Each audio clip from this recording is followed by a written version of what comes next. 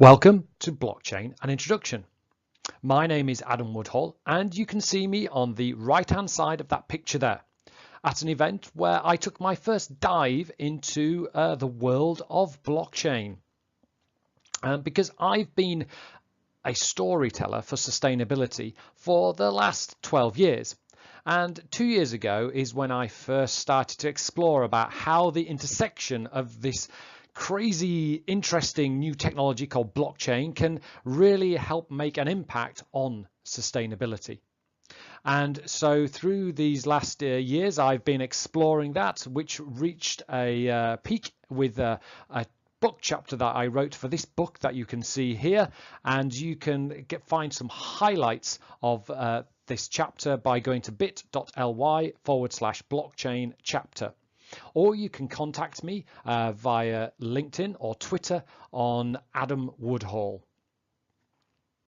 So we've all heard of Bitcoin. In fact, at the start of this year, it became a bit of a bubble, bit of a meme going around the world. And as you might be aware, the Bitcoin is actually the original application of the blockchain.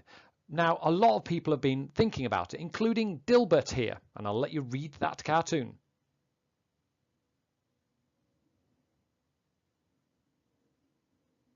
Now, as Dilbert is suggesting there, it's a bit of a head scratch as to what the blockchain is. And if you're like this little chap on the left-hand side of there, you might be still questioning it a bit, which is probably the reason why you're listening to me now. And that's unsurprising, because when it comes down to it, you might have seen this adoption of innovation curve before, and we are currently on the far left-hand side with the bleeding edge innovators, particularly regarding those ones who are applying it to sustainability. And that's what I'm interested in exploring. So today we're going to be going through blockchain, why is it needed, and particularly the transparency that it offers, the 3 T's of blockchain, what blockchain is, how does it work, and then at the end of the section we'll be going through the book chapter that I did with the 4 assertions and verdict, along with highlights of the case studies that I did in that chapter.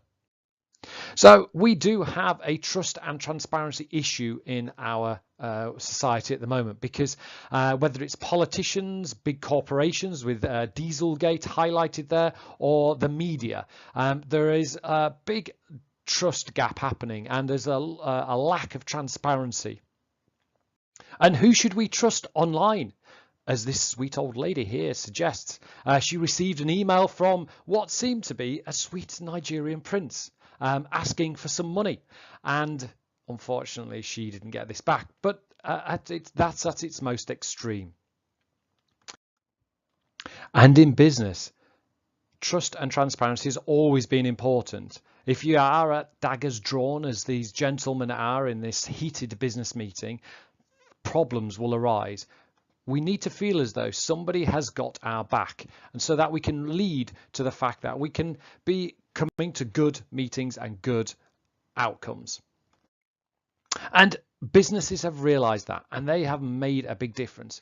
15 years ago, could you have imagined going to this couple's home?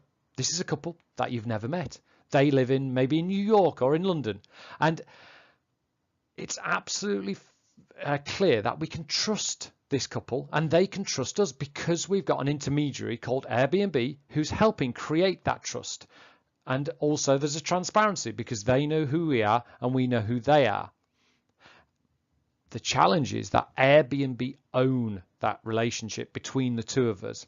So that means that Airbnb get a lot of value out of that, which is why Airbnb are one of the most valuable companies in the world. The blockchain helps us with this, because rather than having to rely on one monolithic organization such as Airbnb, however cool they might be, we can actually create a relationship through the blockchain directly between me and that couple in New York, because what the blockchain does is it enables transparency between users. It has transaction costs which are negligible, and the tracking of end-to-end transactions are accurate easy, and permanent. These are what I call the 3 T's of blockchain. So what is blockchain according to Wikipedia? It is a distributed database or ledger that is used to maintain a continuously growing list of records called blocks. Each block contains a timestamp and a link to a previous block, which is a little bit like this stack of Lego bricks. Now, that is a bit of a technical terminology there, so let me try and simplify this. How I look at this is it's like Google Sheets, is that you can view a Google Sheet, but where it starts to come in its own is that you can add to it. It is permanent on the blockchain. There are no middlemen. There is a unique identifier, and it's verified as well.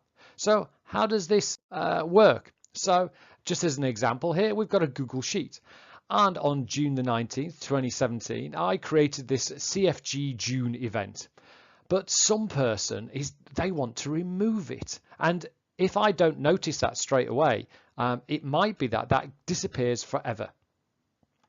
Now, what I can do is if I have created this on the blockchain automatically repopulates everybody's computer that Google Sheet was once on. And I've got a unique identifier, and it's all verified to mean that I can repopulate it and I will never lose that information. And that's all done very cheaply. How does it work in the real world then? Well, we've got this property here. And in 1997, that was built and sold to somebody. And then, as you can see here, over a period of time, it was sold to people, there was improvements, and also we had an inspection failed in 2011. Now, some unscrupulous person, if they're wanting to sell it to you, might decide that they don't want you to know that an inspection was failed in 2011. So they remove that from the record, and if they're clever, that then disappears forevermore, and then you might not know that. However, if this was put onto the blockchain, because of the key system and the way that it's populated, it means that that failed inspection can never be deleted. That now is the end to the introduction to blockchain, and I hope you understand it a little better now. The rest of this video will now be focused on the chapter that I wrote for the book Transforming Climate Finance, and you can find a little more about it on bit.ly/blockchain chapter, or get in touch with me through LinkedIn or Twitter, Adam Woodhall, and you can talk to me more about it. But hopefully this will give you a good understanding of the highlights of it.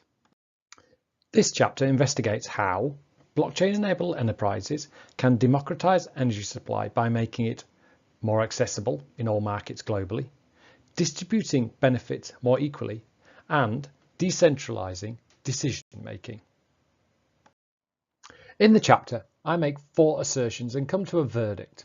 The first assertion is that centralized power equals magnified inequalities. As you can see here from this statistic from Oxfam, the world's 62 richest people own the same financial wealth as the 3.6 billion poorest people. That's not going to lead to good outcomes. So what we are suggesting in this chapter is that decentralization will equal more equality, which will increase democracy. The second assertion is that there is a paradox in the internet. The paradox is that the internet is brilliant for enabling participation and engagement between people.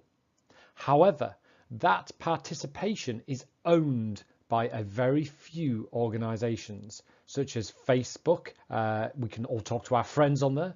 Amazon, we can all sell things on there, etc., etc. However, the value of those connections is basically owned by those very few organizations, and some of those 62 billionaires that we've mentioned are some of the founders of these large global corporations.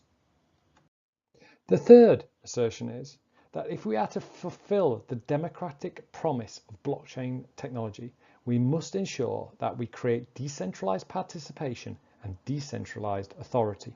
To enable this, the key principles of an effective use of blockchain technology are generating trust, or certainly reducing the burden of trust, reducing costs and creating low barriers to entry, and giving the control of data back to the participants.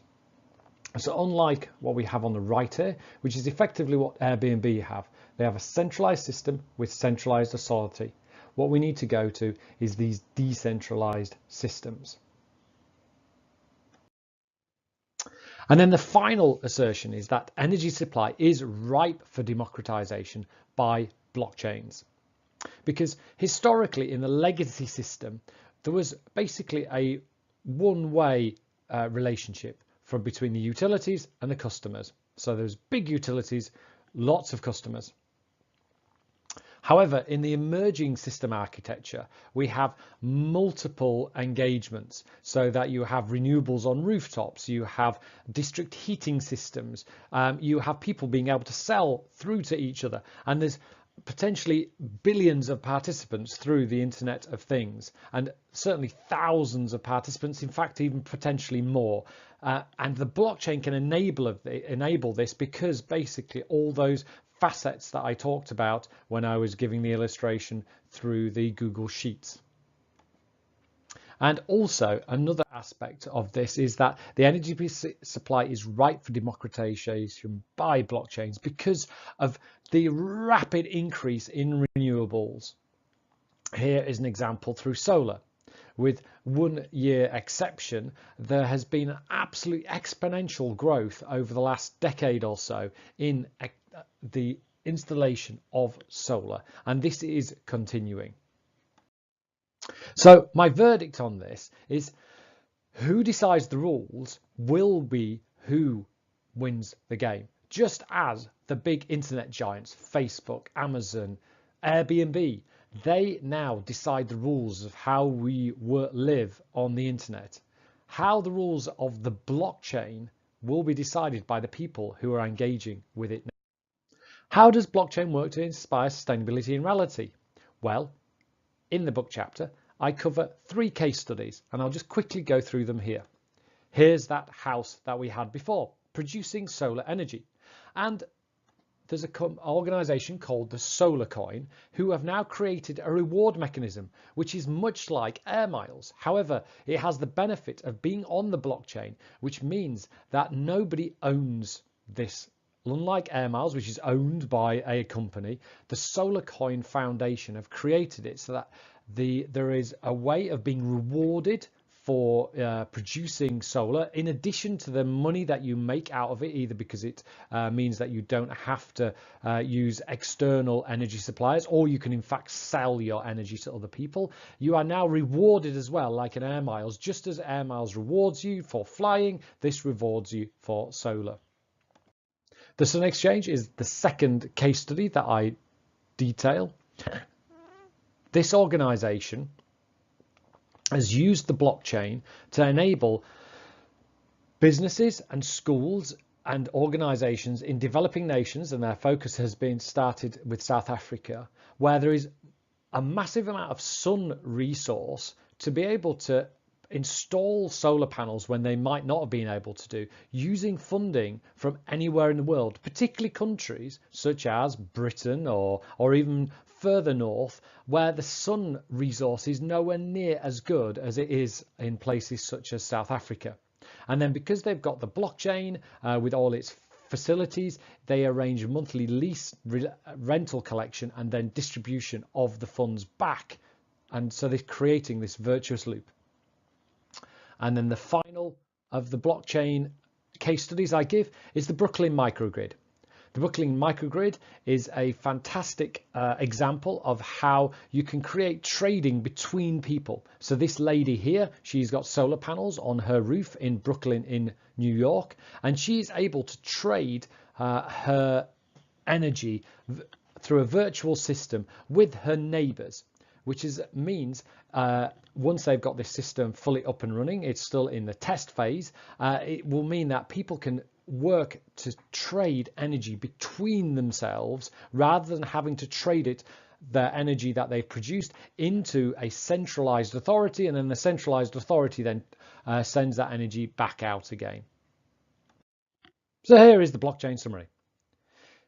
It is a technological solution which will help develop trust, transparency, decentralization, and can be fit for everybody. I hope in this 15 minutes you've got to understand both what blockchain is and how it can be applied to the world of energy. If you've got any further questions, please get in touch with me through LinkedIn or Twitter, and I'll be delighted to help you understand the story of blockchain and sustainability further. Thank you and goodbye.